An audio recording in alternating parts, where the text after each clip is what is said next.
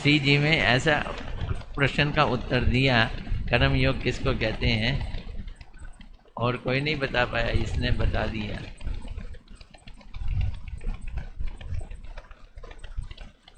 मायावाद का बताया था, कर्म योग का बताया था। क्या कह रही है? मायावाद किसको कहते हैं, लोगों से पूछा। अधिकतर लोग कह रहे थे माया में फंसने को मायावाद कहते हैं,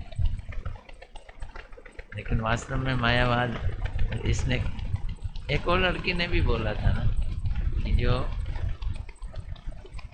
भगवान के रूप रंग को नहीं मानते हैं वो मायावाद।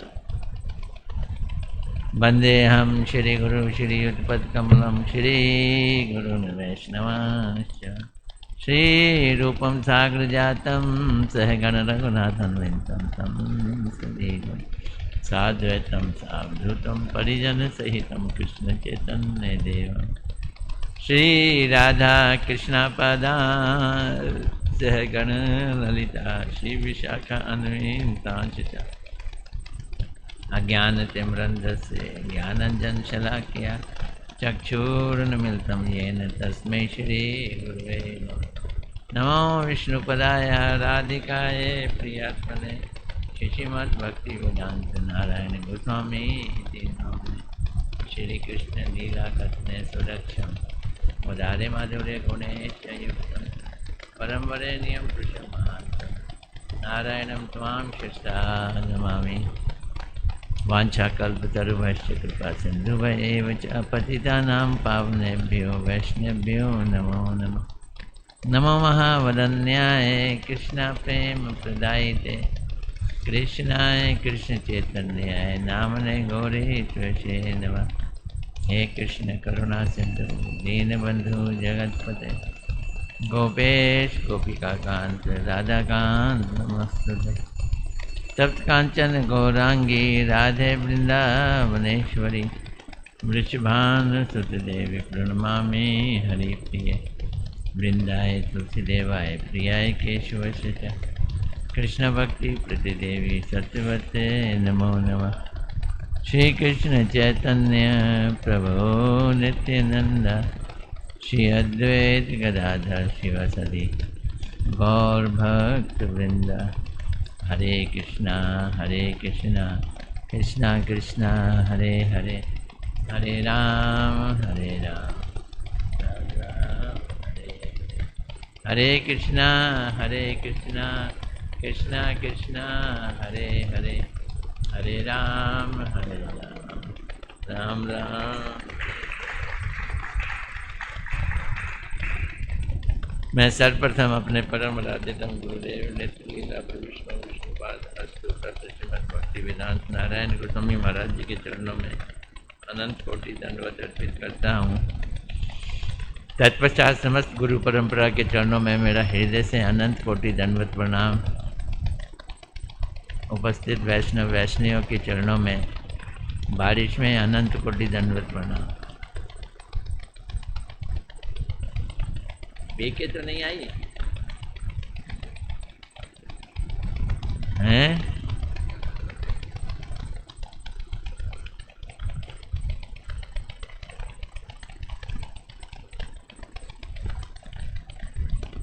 हानि हमको हो जाती है, लोगों कम हो जाती है।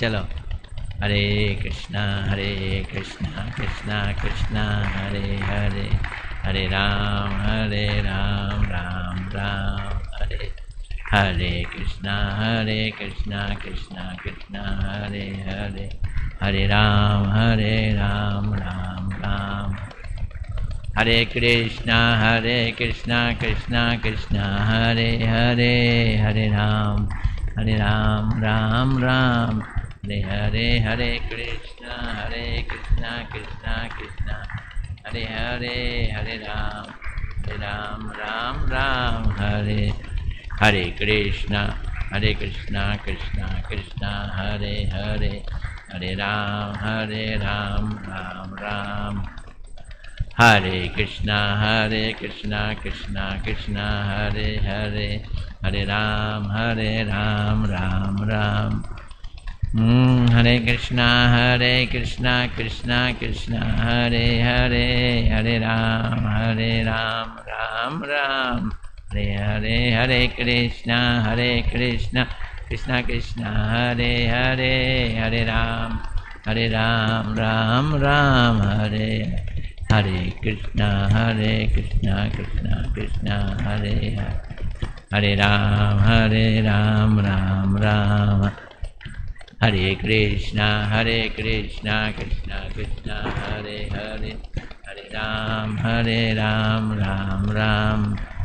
हरे कृष्णा कृष्णा कृष्णा हरे हरे, हरे राम राम राम हरे हरे, हरे कृष्णा कृष्णा कृष्णा हरे हरे, हरे राम राम राम हरे हरे, हरे कृष्णा कृष्णा कृष्णा हरे हरे, हरे राम राम राम हरे, हरे कृष्णा कृष्णा कृष्णा हरे हरे, हरे राम राम राम हरे, हरे कृष्णा कृष्णा कृष्णा हरे हरे, हरे राम राम राम हरे हरे, हरे कृष्णा कृष्णा कृष्णा हरे हरे, हरे राम राम राम हरे हरे, हरे कृष्णा हरे राम राम राम हरे हरे, हरे कृष्णा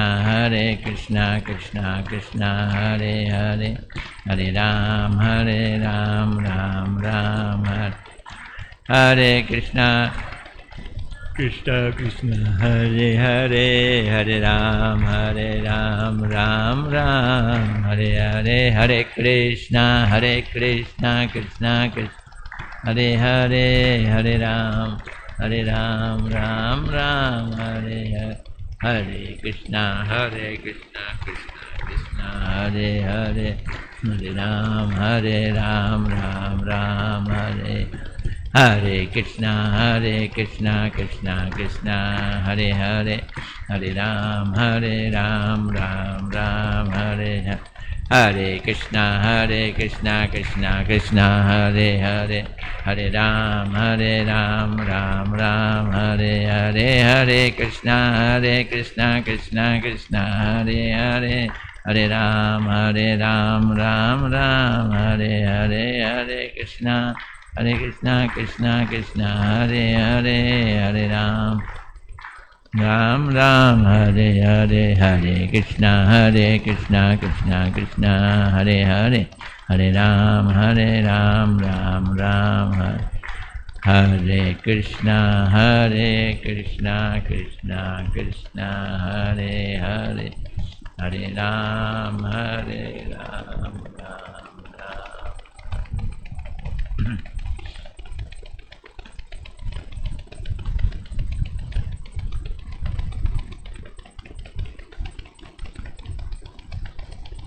क्या चल रहा है आजकल जैव धर्म में आप लोग,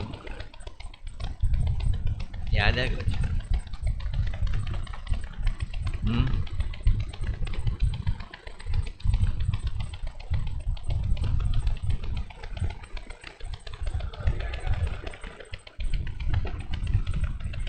नहीं, अभी तो है।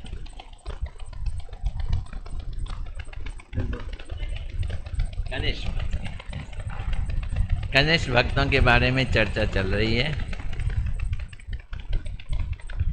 नित्यानंद प्रभु प्रश्न पूछ रहे हैं कनिष्ठ भक्तों के बारे में।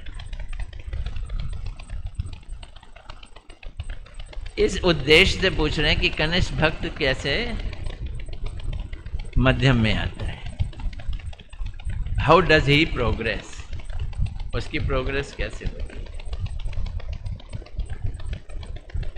तो उसका मुख्य गुण क्या है? अर्चा विग्रह की पूजा। और गौण गुण क्या था उसका?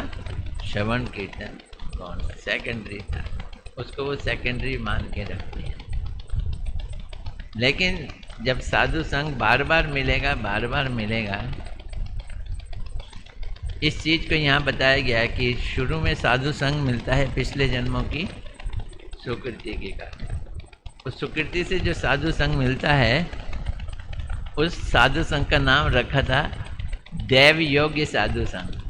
कैसे मिलता है वो? देव योग से मिलता है, और वो रेगुलर नहीं होगा, कैजुअली मिल जाएगा। उसी में धीरे धीरे सीखते जाएंगे, नाम के प्रति रुचि पैदा होगी और फिर संबंध जुड़ेगा, और वो भक्त कनिष्ठ से क्या बन जाएगा? मध्यम बन जाएगा। अब इस बार वो प्रश्न पूछ रहे हैं, बहुत से कनिष्ठ भक्तों को उन्नति नहीं करते हुए देखा जाता है, इसका क्या कारण है? तो गुरुदेव अपने एक लेक्चर में बतला रहे थे कि मथुरा की बहुत सारी महिलाएं हैं, खासकर चतुर्वेदी घर से, चौबायन हैं वो लोग।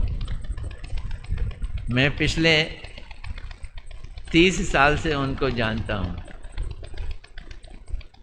तो अभी तो वो 30 साल पहले अपने घर से निकलती हैं, टोकरी में फूल, लोटे में पानी, रास्ते में चलते जितने मंदिर मिलते हैं अपने घर से लेके, और मंदिर में आती हैं मथुरा के गौड़िया मठ में, केशव जी गौड़िया मठ में।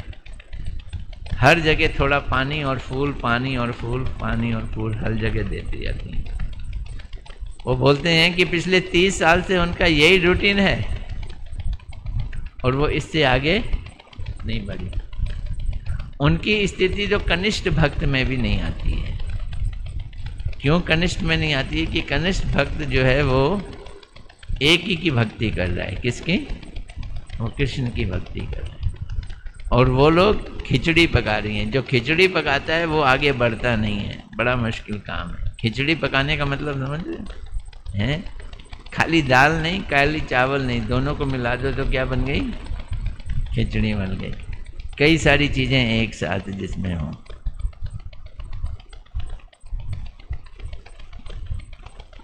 कनिष्ठ भक्त जो प्रोग्रेस नहीं करते हैं उसका क्या कारण है? तो हरिदास बाबा जी बोलते हैं संग। उसकी प्रॉब्लम क्या है? संग। वो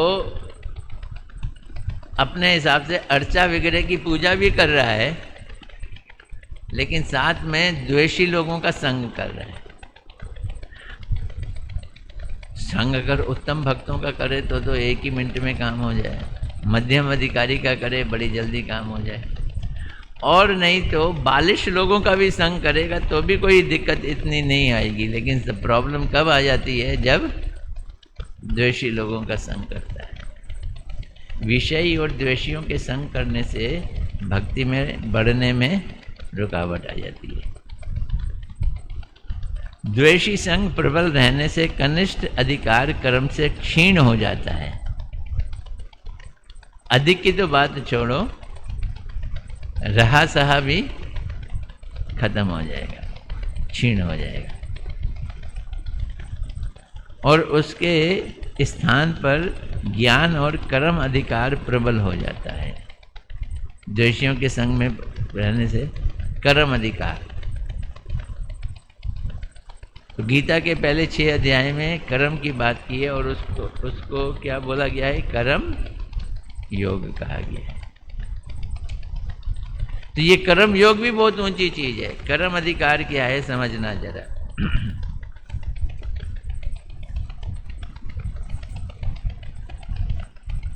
एक तो है बाजार में आम मिल रहे हैं बहुत बढ़िया, चौसा आम आया हुआ है आजकल, बहुत लोगों की बहुत फेवरेट आम होता है ये। अब एक आदमी को वो बहुत अच्छा लगता है, लेकिन पैसे नहीं है पास में, तो गया ढकेल के पास से किसी तरह से एक आम उठा लिया। आम खाना है, आम का स्वाद, आम का लोभ,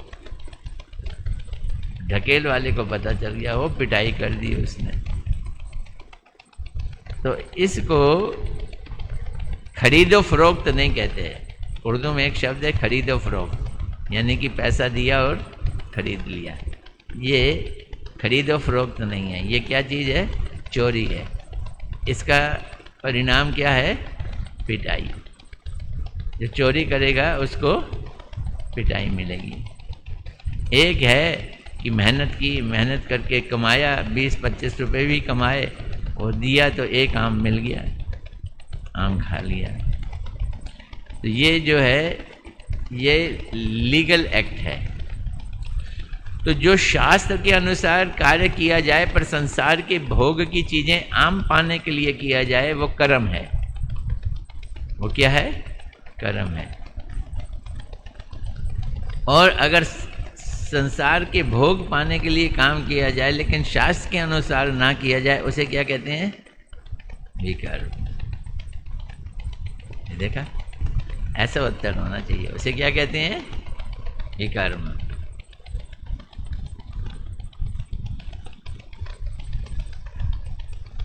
तो शास्त्र के अनुसार हम कार्य कर रहे हैं, वो कर्म में आते हैं, लेकिन फिर भी वो श्रेष्ठ नहीं है। वो श्रेष्ठ क्यों नहीं है? क्योंकि उसमें फल को भोगने की इच्छा है, फल को भोगने की इच्छा है, तो वो कर्म की श्रेणी में आते हैं। ऐसे लोग जो फल को भोगना चाहते हैं और शास्त्र के अनुसार कर्म करते हैं, वो अनुष्ठान करते हैं, शास्त्रीय अनुष्ठान करते हैं, यज्ञ कराते हैं, काफ़ी सारे यज्ञ करते हैं। वो यज्ञ क्यों करते हैं? ताकि उनको देवता लोग प्रसन्न होकर संसार की चीजें प्रदान करें। अच्छा, कनिष्ठ भक्त जब द्वेषियों के संग में आएगा तो मूर्ति की पूजा से उतर के वो कर्म अधिकार में आ जाएगा, क्योंकि उसको भौतिक चीज़ों की इच्छा हो जाएगी। तो फिर वो संसारिक चीज़ों को पाने के लिए क्या करेगा? कर्मकांडी काम करेगा। शास्त्र के अनुसार करेगा, लेकिन कर्मकांडी।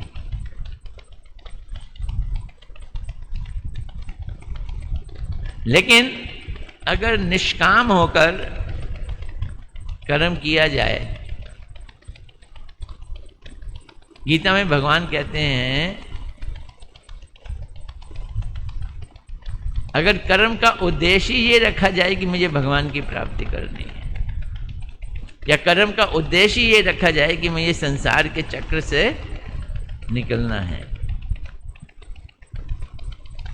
तो वो लोग कैसे कर्म करेंगे? कर्मजम बुद्धि युक्ता ही फलम त्यक्त्वा मनीषिणा। ऐसे मनीषी लोग कर्मजम, कर्म के द्वारा, बुद्धि युक्ता, जिनकी बुद्धि भगवान में युक्त है, फलम त्यक्त्वा मनीषिणा, वो फल को क्या करते हैं? त्याग देते हैं। शुरू करेंगे जब कर्म, तब भी फल की इच्छा नहीं करेंगे, और कर्म करने के बाद जब फल मिलेगा तो फल को क्या करेंगे? त्याग देंगे। इस क्रिया को कहेंगे कर्म योग। भक्ति नहीं है ये भी, ये है कर्म योग।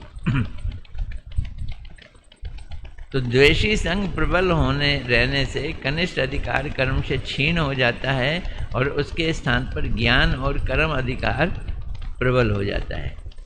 अगर वो ज्ञान में आ गया तो इसका मतलब है मुक्ति चाहता है, और अगर कर्म अधिकार उसका बढ़ रहा है तो इसका मतलब है संसार की भुक्ति चाहता है।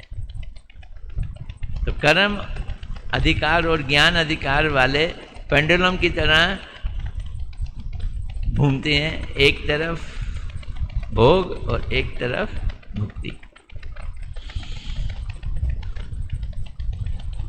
किसी किसी जगह अधिकार ना तो क्षीण होता है और ना ही उन्नत होता है, स्थिर बना रहता है। ऐसा भी होता है, रोज भक्ति कर रहे हैं, रोज पूजा कर रहे हैं, रोज पाठ कर रहे हैं, अपना नियम बना लिया, इसे कहते हैं नित्य नियम बना लिया। तो उनकी पूजा, उनकी पाठ, उनकी भक्ति वहीं की वहीं रहती है, आगे नहीं बढ़ती है। आगे क्यों नहीं बढ़ रही है? क्योंकि आगे क्यों नहीं बढ़ रही है? वो हैं,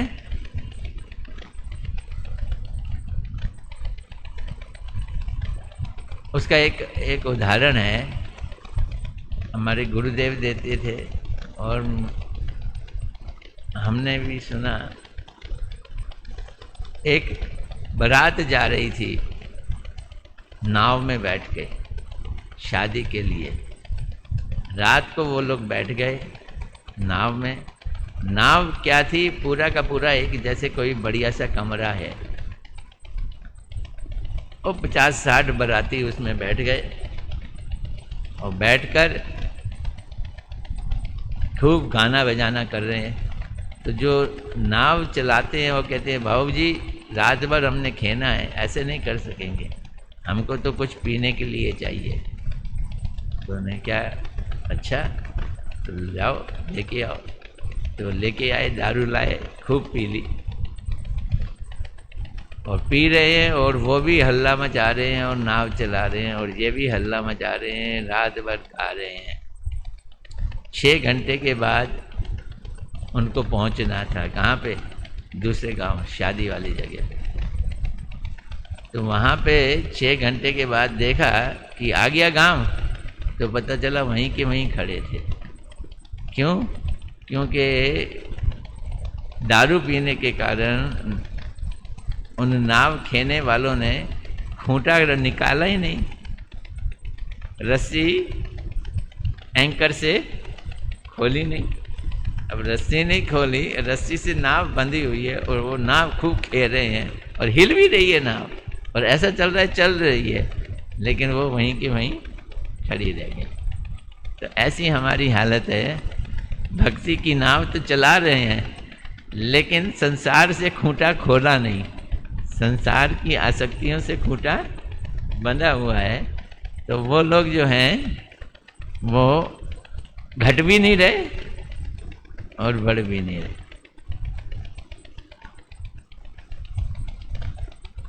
तो नित्यानंद प्रभु कहता है ऐसा कब होता है, जब वो स्थिर बने रहते हैं। तो बोलते हैं यहाँ साधु संग और द्वेषी संग समान रूप से चलता है, तब ऐसा होता है। एक तरफ साधु संग करते हैं और दूसरी तरफ द्वेषी संग भी करते हैं, दोनों बराबर बराबर। किस अवस्था में निश्चित रूप से प्रगति होती है? तो हरिदास बाबा जी बोल रहे हैं जहाँ सत्संग प्रबल होता है और द्वेषी संग दुर्बल होता है, वहाँ पर भक्ति आगे बढ़ती है। इसका मतलब क्या हुआ? भक्ति को आगे बढ़ाने का जो इंजन है वो साधु संग है। इंजन क्या है? साधु संग। हम इंजन नहीं हैं, हम क्या हैं? हम डिब्बे हैं, हम डिब्बे हैं। या तो उस गाड़ी में लग जाएं जिस गाड़ी में इंजन लगा हुआ है, या इंजन के साथ डायरेक्ट लग जाएं, तो गाड़ी आगे बढ़ेगी।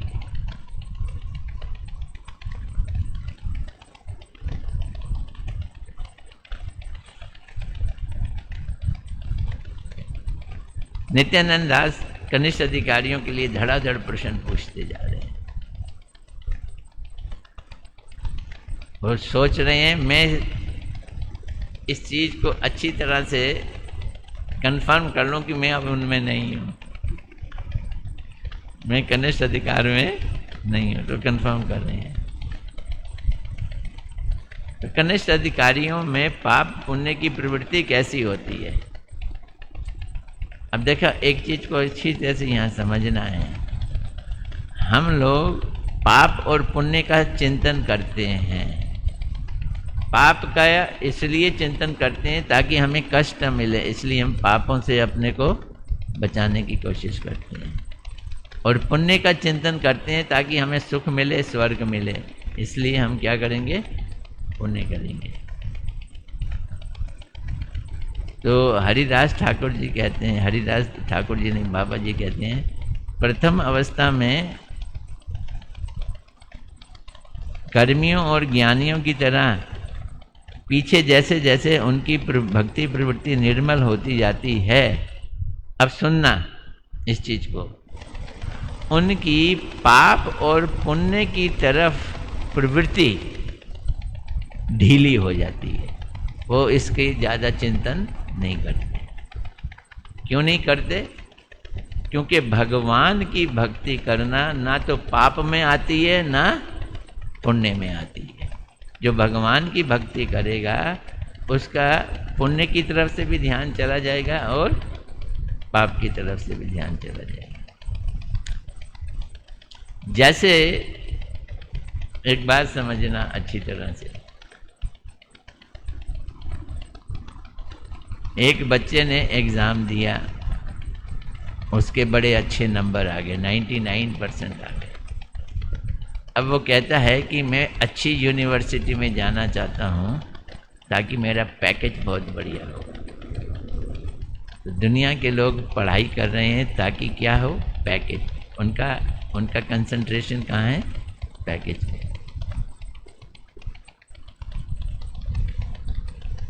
जिन लोगों ने घर बार छोड़कर भगवान की भक्ति शुरू की और मठ में आ गए, वो कभी पैकेज के बारे में सोचते हैं? वो तो पैकेज के बारे में सोचेंगे ठीक नहीं। क्यों?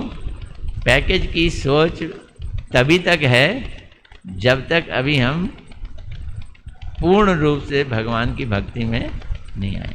जब पूर्ण रूप से भगवान की भक्ति में आ गए तो फिर पैकेज की बात बनती है। तो जो पूर्ण रूप से भक्ति में आ गया वो पुण्य भी नहीं सोचता और पाप भी नहीं। बात समझ आ रही है? उसकी पुण्य और पाप के प्रति प्रवृत्ति शिथिल हो जाती है। भक्ति में आने के बाद पाप करने की इच्छा ही नहीं करेगी, मीठ खाने की इच्छा नहीं करेगी, शराब पीने की इच्छा नहीं करेगी, व्यभिचार करने की इच्छा नहीं करेगी, भक्ति में अगर आ गए तो श्री कृष्ण के प्रति नित्यानंद दास फिर पूछते हैं, कनिष्ठ अधिकारी की बातें मेरी समझ में आ गईं, अब जरा मध्यम अधिकार पे आ जाओ। तो मध्यम अधिकारी भक्तों के मुख्य लक्षण बतलाइए। गौणवाद में पहले मुख्य लक्षण क्या है मध्यम अधिकारी? यहाँ मुख्य लक्षण का मतलब है जिसमें उनकी प्रवृत्ति है, जिसे वो करते हैं, शौक से करते हैं, उत्साह के साथ करते हैं। वो मुख्य लक्षण क्या है? लक्षण है ना उनके अंदर, ये उनके अंदर दिखाई देंगे। श्री कृष्ण के प्रति अनन्य भक्ति उनके मुख्य लक्षण है। पहला सेंटेंस क्या है? मध्यम अधिकारी में श्री कृष्ण के प्रति अनन्य भक्ति उनका मुख्य लक्षण है। नंबर 2, भक्तों के प्रति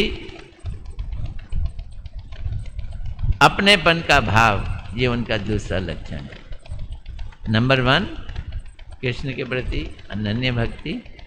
नंबर 2 भक्तों को प्रति, यहाँ शब्द लिखा अपनापन ममत्व,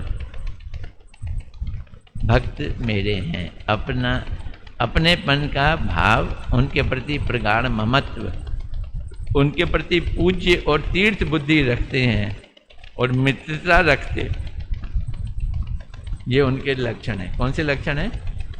मुख्य लक्षण है। और फिर बाकी वो जो इग्नोरेंट हैं, बालिश हैं, जो अतत्वज्ञ हैं, जिन्हें तत्व नहीं मालूम, क्या है वो? अतत्वज्ञ। जो अतत्वज्ञ हैं उनके ऊपर कृपा करना चाहते हैं, उनके ऊपर कृपा करना चाहते हैं।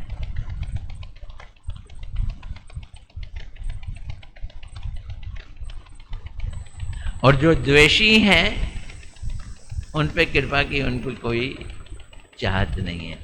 उनको क्या करेंगे? उपेक्षा करेंगे। किस चीज़ में उपेक्षा करेंगे? सत्संग करने में, भक्ति की चर्चा करने में उपेक्षा करेंगे। व्यवहार तो रखेंगे, लेन देन, बातचीत, बिजनेस, ये सब कुछ करेंगे, रिश्तेदारी भी निभाएंगे, लेकिन भक्ति की चर्चा, जो द्वेषी हैं, किस चीज़ के द्वेषी हैं? भगवान के और भक्तों के प्रति द्वेषी हैं।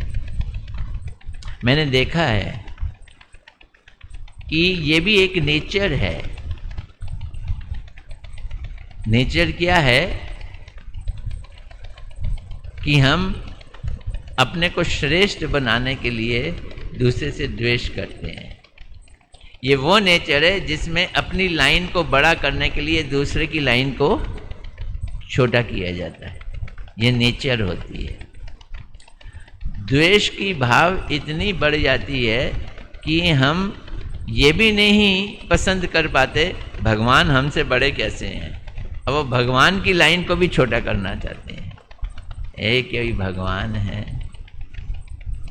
ये कोई सृष्टि बनाने वाले हैं। देखो तो नारियल का पेड़ इतना ऊंचा बना दिया, छोटा सा नारियल का फल है। और तरबूज का पेड़ एक बेल बना दी है, वो जमीन पे ही पड़ी रहती है, तरबूज जमीन पे ही है। ये कोई भगवान है? उसका दिमाग ही नहीं है। वो आम के पेड़ के नीचे एक दिन ये सब कुछ चर्चाएं कर रहा था। ये देखो तो सोना इतना महंगा है, उसके अंदर कोई गुण नहीं है सिवाय रोशनी, चमकता है। और एक फूल, मालती का फूल, छोटा सा फूल है, उसकी कोई कीमत नहीं है, पर उसमें कितनी सुगंध है, कितने गुण डाल दिए। अनमोल चीज में खुशबू नहीं डाली और फूल में क्या डाल दिया? सुगंध डाल दी। ये कोई भगवान है? और कह के सो गया पेड़ के नीचे। एक आम का फल गिरा और उसकी नाक पे जाके लगा। हाँ, बस जी, उसकी तो जान निकल गई। जब उसकी जान निकल गई तो उसका शिष्य ने आके कहा, महाराज एक बात है, ये अच्छा हुआ ये आम था, अगर तरबूज अगर पेड़ पे तरबूज लगा होता और वो आपके ऊपर गिर जाता तो आपका क्या हाल होता? अच्छा, इसका मतलब भगवान समझदार हैं। उन्होंने तरबूज को नीचे रखा और छोटे फल को ऊपर रखा। ओ, भगवान क्या है? समझदार है। नहीं नहीं नहीं नहीं महाराज, भगवान समझदार नहीं। सोने में खुशबू ही नहीं डाली उन्होंने, मालती के फूल में खूब सुगंध डाल दी है। तो तीसरा शिष्य कहता है, अच्छा है ना, अगर सोने में खुशबू डालते तो लोग चोरी, माल चोरी ज़्यादा हो जाता, पता चल जाता लोगों, चोरों को कि यहाँ पे सोना है, तो वो चोरी हो जाता खूब इजीली। इसलिए उसको बचा के रखने के लिए उसमें खुशबू नहीं डाली। ये स्वभाव से द्वेषी है। ऐसे द्वेषी भाव वाले अगर किसी तरह से कृष्ण की ओर आकर्षित भी होते हैं और मंदिर में आने लग जाते हैं, तो मंदिर के भक्तों के संग बातचीत करने के बाद बड़ी जल्दी उनके प्रति द्वेषी हो जाते हैं। करते धरते कुछ है नहीं है, इनको क्या मालूम है जिंदगी क्या होती है? खाते पीते हड हराम हुए पड़े हैं। ये हड हराम समझते हो? जो हड्डियाँ काम नहीं करती हैं, हड हराम हुए पड़े, खाली हरे कृष्णा करते हैं। तो उनके लिए क्या हो जाते हैं? द्वेषी हो जाती है। ये स्वभाव है। लेकिन इस स्वभाव से अपने को निकालना है और भगवान का भक्त बनना है, तभी हम मध्यम अधिकार में जाएंगे। ये जो मध्यम अधिकारी के भक्त हैं, जिनके मुख्य लक्षण बतलाए गए, भगवान की अनन्य भक्ति, भक्तों में अपनापन और ममत्व, और साधारण अतत्वज्ञ लोगों के ऊपर कृपा, और द्वेषियों के प्रति उपेक्षा। द्वेषी समझ रहे हैं?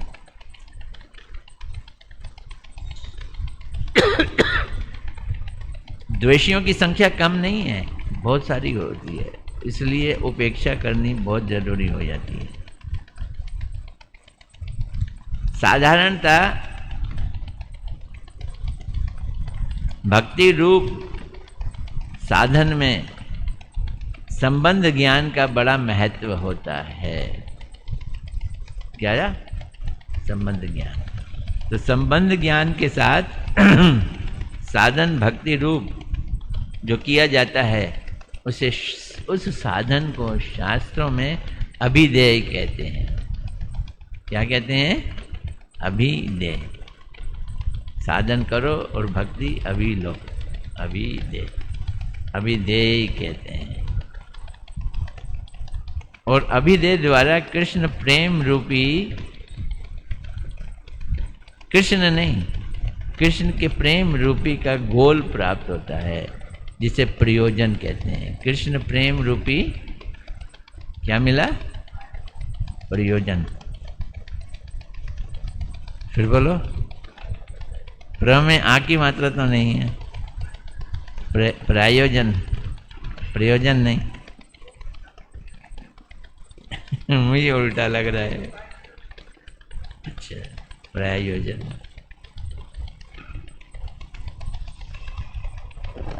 तो ये जो प्रयोजन है, प्रयोजन,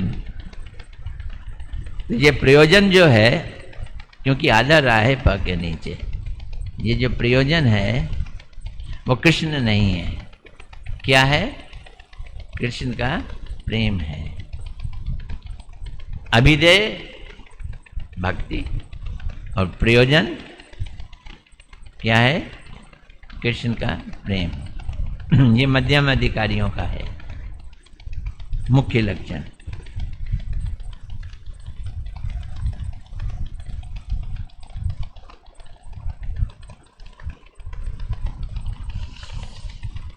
तो जो मध्यम अधिकार है उसकी ये प्रक्रिया है। क्या प्रक्रिया है? कृष्ण प्रेम।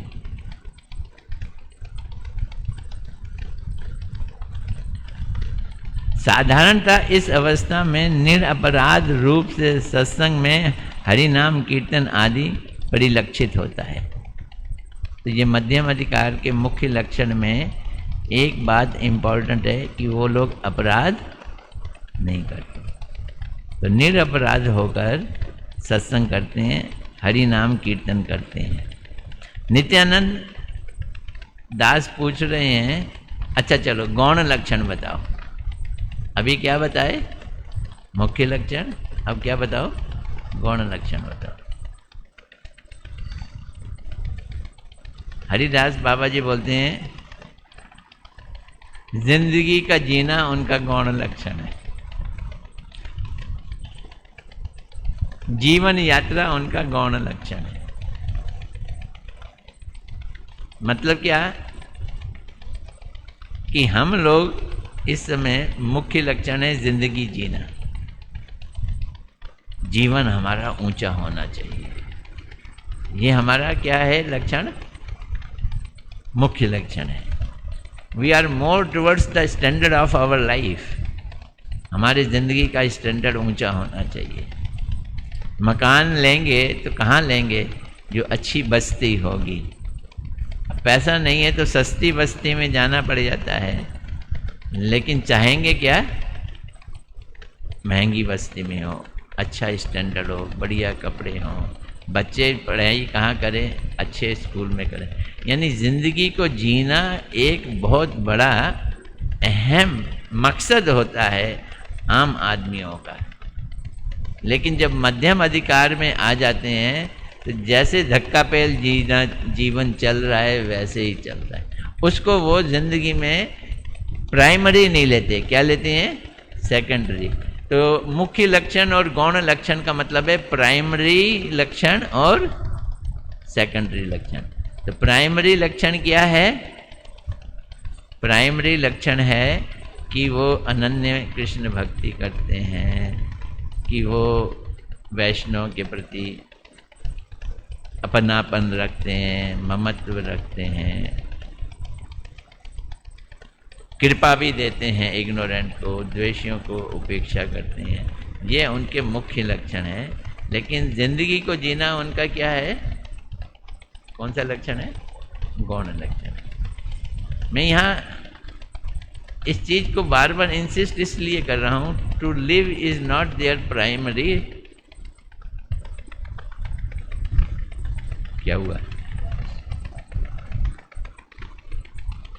बूंदे की नहीं ऊपर से आ रही है, अच्छा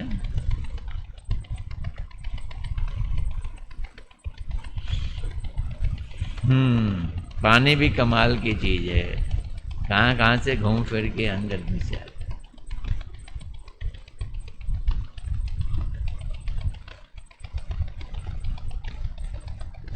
तो जीवन यात्रा उनका गौण लक्षण है। उनका जीवन संपूर्ण रूप से कृष्ण की इच्छा के अधीन हो जाता है और उन्हीं के अनुकूल चलता है, इसलिए वो अपने जीवन रक्षा, जीवन जीना कृष्ण के ऊपर छोड़ देते हैं। ये उनका क्या हो जाता है, गौण लक्षण हो जाता है।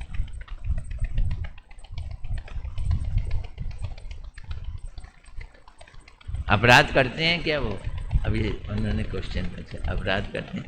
देखो मैं देख रहा हूँ हमारे भक्त लोग भी उत्तर देने के लिए तैयार हो गए हैं। हरिदास ठाकुर बाबा जी क्या कहते हैं, प्रथम अवस्था में थोड़ा थोड़ा अपराध हो सकता है। मध्यम अधिकार के भी 3 कैटेगरी बना लो, कैसे, कनिष्ठ मध्यम, मध्यम मध्यम और उत्तम मध्यम। फर्स्ट लेवल के मध्यम में थोड़ा सा अपराध हो सकता है। प्रथम अवस्था में थोड़ा बहुत अपराध रह सकता है, परंतु वह धीरे धीरे उसी प्रकार दूर हो जाता है जिस प्रकार अगर आप चने को चक्की में पीसते हो या कहीं और पीसते हो तो पहले तो टुकड़े दिखाई देते हैं, पर कुछ ही क्षणों के बाद, पीसने के बाद टुकड़े समाप्त हो जाते हैं और पाउडर ही बन जाता है। टुकड़ों का अस्तित्व समाप्त हो जाता है, अपराधों का अस्तित्व समाप्त हो जाता है।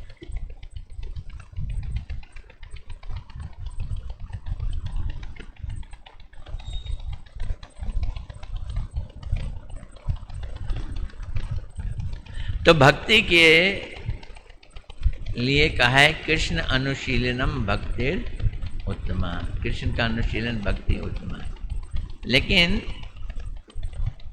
डोंट्स में बताया गया है कर्म, ज्ञान कर्म आदि अनावृतम और अन्य अभिलाषिता शून्य। ये भक्ति की डोंट्स में है, यानी कृष्ण की भक्ति के अलावा अभिलाषाएं नहीं होनी चाहिए और ज्ञान का चक्कर भी नहीं होना चाहिए और कर्म का चक्कर भी नहीं होना चाहिए। तो अब ये पूछ रहे हैं ये तीनों चीज़ें उनमें होती हैं कि नहीं, मध्यम अधिकारी में ये तीनों चीज़ें होती हैं।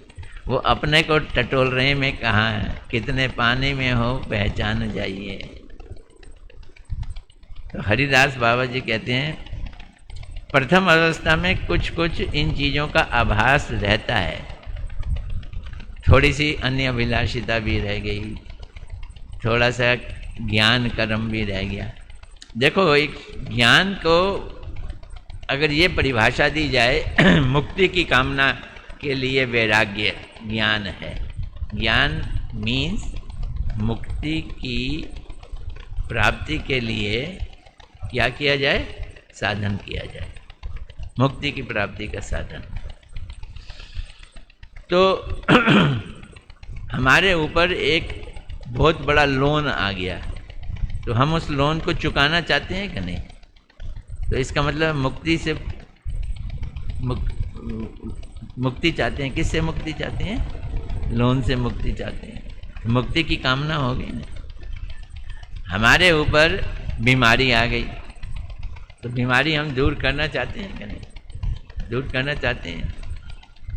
ये भी किसकी इच्छा हो गई, मुक्ति की इच्छा होगी ना।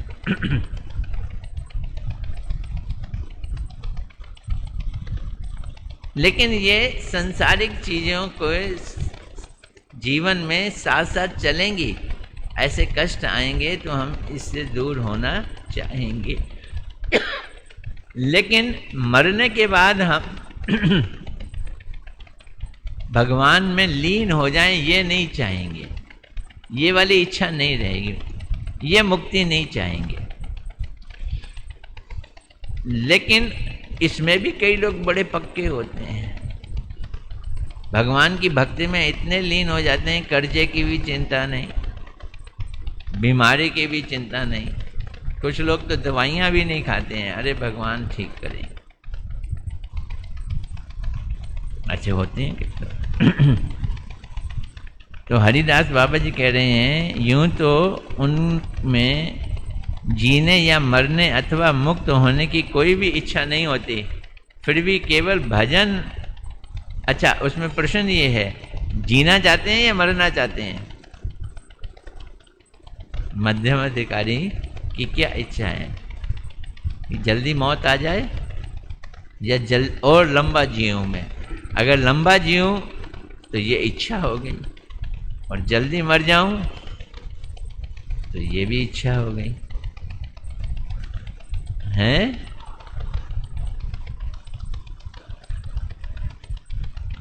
वो बोल रहे हैं कि मध्यम अधिकारी मरने के लिए तैयार है, प्रभु आप अपने पास ले जाओ, मैं अभी ले जाओ, आई एम रेडी। यूं तो उनमें जीने या मरने दोनों की कोई इच्छा नहीं है, ना मुक्ति की इच्छा है, फिर भी केवल भजन परिपक्व हो जाए इसलिए जीवित रहना चाहते हैं। क्यों जीना चाहते हैं? ताकि भजन परिपक्व हो जाए। और भजन परिपक्व नहीं हो रहा है तो प्रभु अभी मार दो मुझको। यशोदा माँ ने दूध को चूल्हे के ऊपर रख दिया उबालने के लिए, और कृष्ण को दूध पिलाने लगी स्तन का। तो पतीले में जो दूध था वो देखता है कि मैं तो किसी काम में आऊँगा नहीं कृष्ण के, ये तो माँ के दूध से ही अपने को रिझा रहा है, अघा रहा है, मैं तो किसी काम आऊँगा नहीं, जीने का क्या फ़ायदा, इससे अच्छा है मर जाओ। तो उबल के आग में गिरने की कोशिश करते हैं। ये भक्तों की निशानी है।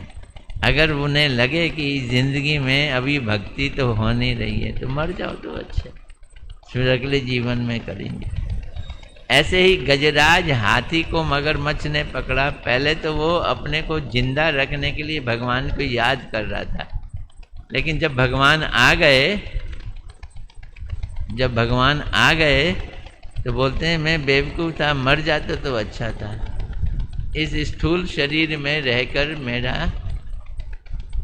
क्या फ़ायदा, स्थूल शरीर में रहने का तो कोई फ़ायदा है नहीं। तो भक्त जब ये देखता है कि भक्ति नहीं हो रही है तो अंदर से उसके अंदर ये इच्छा आती है कि मैं मर जाऊं तो अच्छा है। यूं तो मरने या जीने की उनकी इच्छा नहीं है, मुक्ति की भी कोई इच्छा नहीं है, फिर भी भजन परिपक्व।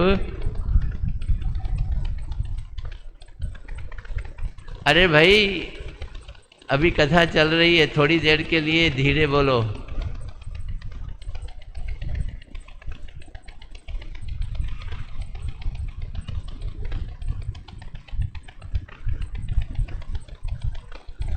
नित्यानंद दास पूछते हैं क्या वे मरना नहीं चाहते? मरने के बाद ही तो कृष्ण की कृपा मिलती है इस भौतिक शरीर में,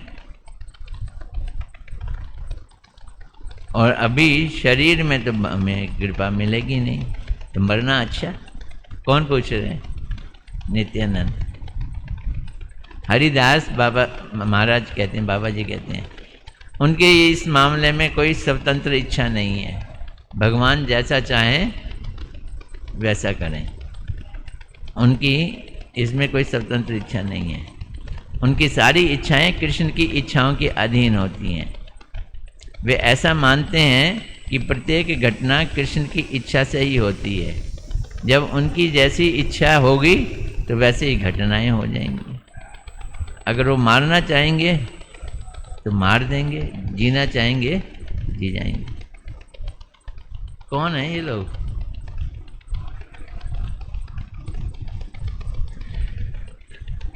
अरे भाई, बातें किए बिना नहीं प्रसाद पाया जा सकता है।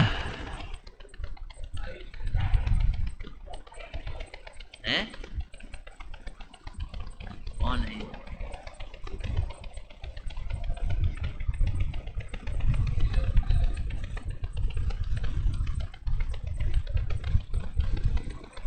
आप गए थे? हाँ। बस हम भी खत्म करते हैं, अभी 5-10 मिनट में खत्म कर देते हैं।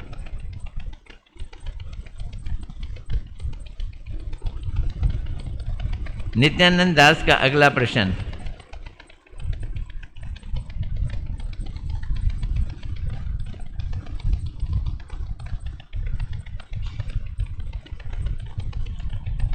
मैं मध्यम अधिकारी भक्तों के लक्षण भी समझ गया, अब मुझे उत्तम अधिकार के भक्तों के मुख्य लक्षण ही पूछ रहे, गौण लक्षण बतलाइए। बोलो, आज सुनना है या उसको अगली बार रखें? हैं? नहीं, कल नहीं। अब अभी तो वो भी आ गए हैं। अब मेरा है शुक्र शनि इतवार, मेरी क्लास होगी फ्राइडे सैटरडे संडे। करें 5 मिनट? चलो ठीक है।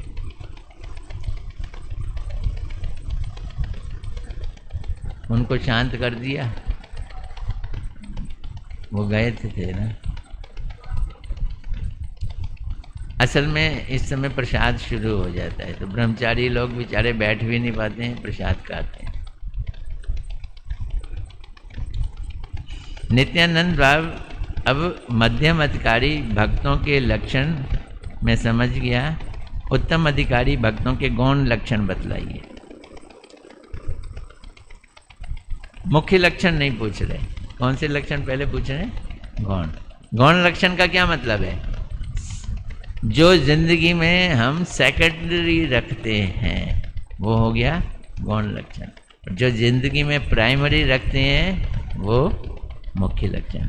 हरिदास बोले, केवल दैहिक क्रिया ही उनका गौण लक्षण है। यानी शरीर की क्रियाएं, यहाँ तक कि नहाना धोना, ब्रश करना, ये सब भी उनके कौन से लक्षण है? गौण है। हुआ हुआ, नहीं हुआ तो नहीं। ऋषभ देव उत्तम भक्त थे, वो एक ही जगह बैठे रहते थे, कपड़े भी नहीं पहनते थे, कहीं लैट्रिन के लिए भी नहीं जाते थे, वहीं लैट्रिन कर देते थे जहाँ बैठे रहते थे। ये कौन से लक्षण हो गए? ये गौण लक्षण है। सुखदेव गोस्वामी उत्तम भागवत हैं, वो तो कपड़े भी नहीं पहनते, ऐसे ही घूमते रहते हैं। यानी जिस चीज पे ज्यादा ध्यान ना दें वो कौन सा लक्षण है? गौण लक्षण है। दैहिक क्रिया ही उनका गौण लक्षण है, वह भी निर्गुण प्रेम के इतने अधीन कि पृथक रूप में गौण भाव दिखलाई नहीं पड़ता है। कृष्ण प्रेम में इतने डूबे होते हैं कि उनमें गौण लक्षण भी दिखलाई नहीं पड़ता। ऐसा लगता नहीं कि वो शरीर की किसी क्रिया के लिए थोड़ा सा भी ध्यान देते हो। हरिदास बोले, नहीं, नित्यानंद प्रभु, कनिष्ठ अधिकारी के लिए गृह त्याग की कोई विधि ही नहीं है, क्योंकि कनिष्ठ है भक्त, वो कैसे घर छोड़ेगा। उत्तम अधिकारी भक्त क्या घर में रह सकता है?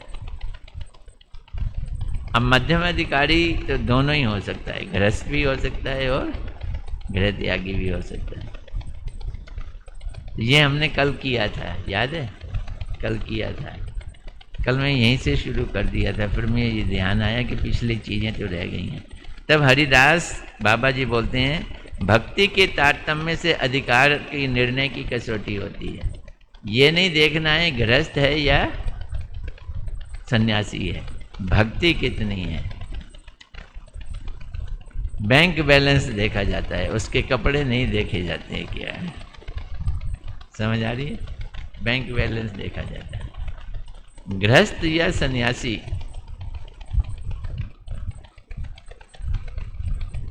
होने से कोई अधिकार प्राप्त नहीं किया जा सकता है। उत्तम अधिकारी भक्त गृहस्थ भी रह सकता है और उसमें कोई दोष नहीं है। अब देखो, ब्रजवासी सारे के सारे उत्तम अधिकारी हैं और सभी गृहस्थ हैं।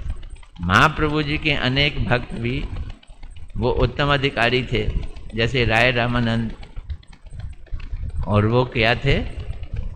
गृहस्थ थे। फिर नित्यानंद प्रभु पूछते हैं, यदि कोई उत्तम अधिकारी भक्त गृहस्थ हो और मध्यम अधिकारी भक्त सन्यासी हो, ये देखो, ये एक कंपैरिजन बड़ा। उत्तम अधिकारी क्या है? गृहस्थ है, और मध्यम अधिकारी सन्यासी है। तो उनका एक दूसरे के प्रति क्या कर्तव्य होगा? हरिदास बाबा जी बोलते हैं, ये बड़ा वैसा टेक्निकल क्वेश्चन है। निम्न अधिकारी उत्तम अधिकारी को दंडवत प्रणाम करेंगे, नियम तो यही है। ये विधि केवल मध्यम अधिकार पर ही लागू होती है, क्योंकि उत्तम अधिकारी भक्त प्रणाम आदि की कोई न अपेक्षा करता है, ना तो शायद करे और ना ही वो एक्सपेक्ट करता है। मध्यम अधिकारी सोचेगा ये मुझे प्रणाम करे, ये मुझे प्रणाम करे। लेकिन एक चीज देखी गई थी, जब भगवान कृष्ण मनुष्य लीला कर रहे थे द्वारका में, तो जब नारद जी जाते थे तो नारद जी को वो उत्तम अधिकारी के रूप में क्या करते थे? सम्मान दिए, उनके चरणों को धोना करना। ऐसे नंद बाबा जी भी जब वो उनके मुंडन के लिए गए, कौन थे? कौन से महात्मा थे? हैं? गर्गाचार्य जी। गर्गाचार्य जी गए तो उन्होंने उनको चरण धोए, उनको सत्कार किया। गर्गाचार्य जी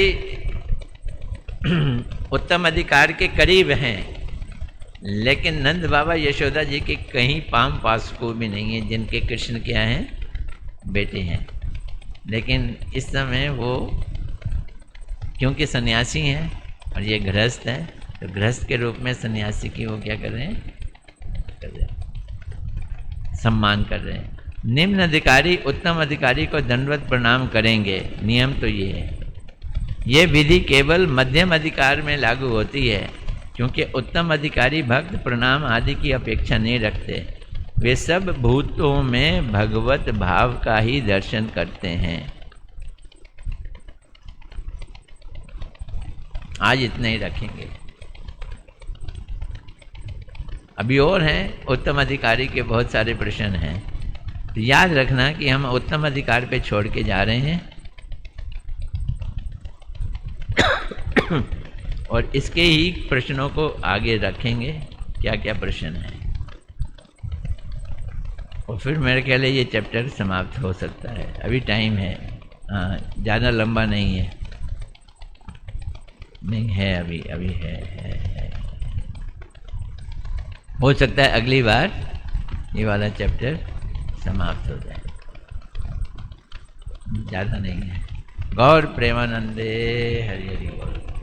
अगर उसको अभी ख़त्म करूं तो कम से कम उसमें 20 मिनट और लग जाएंगे। अब टाइम हो गया है, लोगों को प्रसाद भी पाना है। हरे कृष्णा कृष्णा कृष्णा हरे हरे, हरे राम राम राम हरे। किसी का कोई प्रश्न है? हमारे गुरु महाराज जी बोलते थे, जिसको भक्ति सीरियस ही नहीं, भक्ति के लिए जो सीरियस नहीं है वो इन चीज़ों के लिए भी सीरियस नहीं होगा। ये चीज़ें उसको सुनने सुनाने में कोई दिलचस्पी नहीं रहेगी, क्योंकि भक्ति के लिए सीरियस नहीं है। लेकिन जो भक्ति के लिए सीरियस है वो इन चीज़ों में दिलचस्पी रखेंगे। उत्तम अधिकारी के गौण लक्षण क्या हैं, मुख्य लक्षण क्या हैं, कैसे करते हैं, मध्यम अधिकारी कैसे करते हैं। और फिर अब हम गोपियों की, ब्रजवासियों की लीला सुने, तो सुनने में हमको ये कहानियाँ दिखाई देंगी खाली, अगर हमारा अधिकार बहुत लो है। ये हमको ऊंची चीज़ें नहीं दिखाई देंगी। क्या दिखेंगी? कहानियाँ। लेकिन जब हम आगे बढ़ेंगे तो ये कथाएं बन जाएंगी, कहानियों की जगह कथाएं हो जाएंगी, फिर ये ट्रांसडेंटल चीज़ हो जाएंगी, बड़ी ऊंची चीज़। ठीक है कोई प्रश्न दे रहा है? ओ ये तो प्रश्नों की लिस्ट लेके आइए। आजा आजा आजा आजा, माइक दे दो इसको, माइक नहीं दो। हाँ, ऐसे ही करो।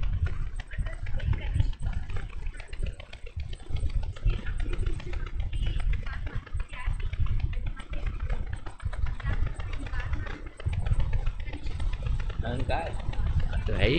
कनिष्ठ भक्त कनिष्ठ क्यों है? क्योंकि वो अहंकारी है। हाँ, अर्चन पूजन कर रहा है लेकिन वहीं तक अटका पड़ा है, वो भक्तों का संग नहीं कर रहा है, क्योंकि वो अहंकार में, अहंकारी तो होता ही है। जितना जितना वो समर्पित होगा उतना उतना उसका अहंकार जाएगा। समर्पित किसको होगा? भक्तों को।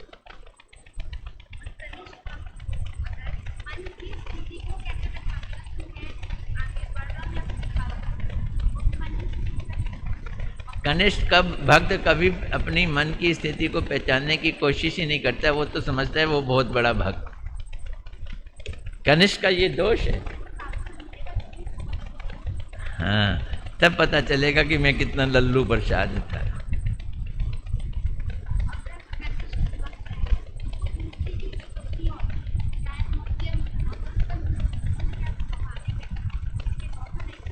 वो देखेगा, वो भक्तों की गलतियां भी देखेगा। क्यों? वो भक्तों को साधारण मनुष्यों की कोटि में ही गिनता है, वो भक्तों को स्पेशल कोटि में नहीं गिनता। उसको पता ही नहीं है कि ये भक्त हैं। मैंने कहा ना, इसलिए ऐसे कनिष्ठ भक्त लोग आते हैं, मंदिर में आएंगे, वो भक्तों के संग दोस्ती नहीं करेंगे, बल्कि भक्तों की क्या देखते हैं? दोष देखते हैं। पर अच्छा ऊंचा कोई साधु संग मिल जाए, वो कहे देखो निंदक न्यारे राखिए घर में कुटी छबाए, यानी जो तुम्हारी बुरे लगते हैं लोग, उनकी निंदा नहीं करो, बल्कि निंदा करने वालों के संग रहकर अपनी दोषों को ढूंढो। अच्छा, तो धीरे धीरे धीरे धीरे जब ये डंडे सोटे पड़ते हैं साधुओं के, तो फिर दिमाग की थिंकिंग जो है वो चेंज हो जाए।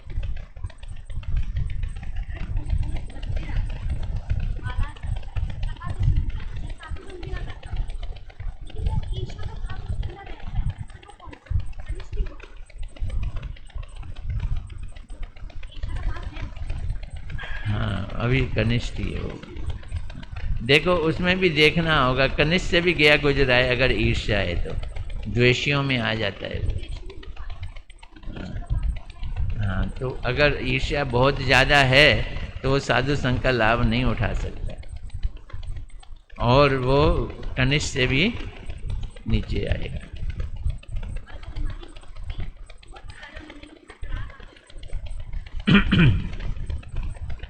भक्ति और कर्म में टकराव आ ही नहीं सकता है। एक बार गुरु नानक जी एक गांव में पहुंचे। उस गांव में सारे लोग बहुत ऊंचे ज्ञानी थे। अब गुरु नानक जी जब पहुंच गए तो उन्होंने बाहर डेरा लगा दिया। बोले कि एक रात में यहाँ रुकना चाहता हूँ, यहाँ के लोगों के संग वार्तालाप करना चाहता हूँ। तो वहाँ का जो मुखिया था उसने गुरु नानक जी को गिलास भर के दूध भेजा। इरादा तो था शायद पी लेंगे वो, लेकिन वो इतना लबालब भरा हुआ था कि छलक रहा था। तो नानक जी ने उस भरे हुए गिलास के दूध में एक फूल की पत्ती डाल के कहा कि इसको ले जाओ वापस उसी के पास। तो बोलते हैं ये क्या किया तुमने? बोलते हैं उसने लबालब भरा हुआ गिलास भेजा था कि ये जो गांव है ना ज्ञानियों से लबालब भरा पड़ा है, इसमें आपके आने की कोई गुंजाइश नहीं है। और मैंने कह दिया कि मैं तो फूल की पत्ती की तरह हूँ, मेरे को तो जगह ही नहीं चाहिए, मैं लबालब भरे हुए गिलास में भी निकल जाऊंगा। समझ आ रही है बात? तो जो भक्त होते हैं वो इस तरह के होते हैं। हो गए? गौर प्रेमानंदे। क्या ख्याल है? हैं? ठीक कह रहा हूँ मैं?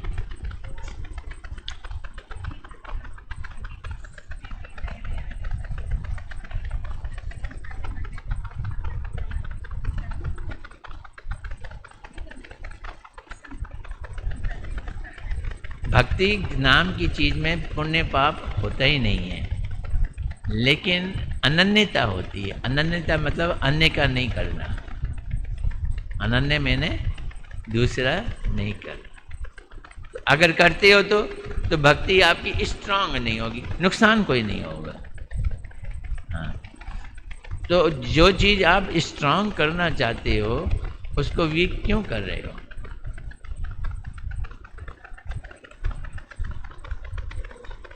ना, उसकी जगह जन्माष्टमी का फास्ट करो, वो सब फास्टों के बराबर है। एकादशी का फास्ट करो, उसमें सब सारे फास्ट आ जाते हैं। हाथी के पैर के नीचे सबका पैर।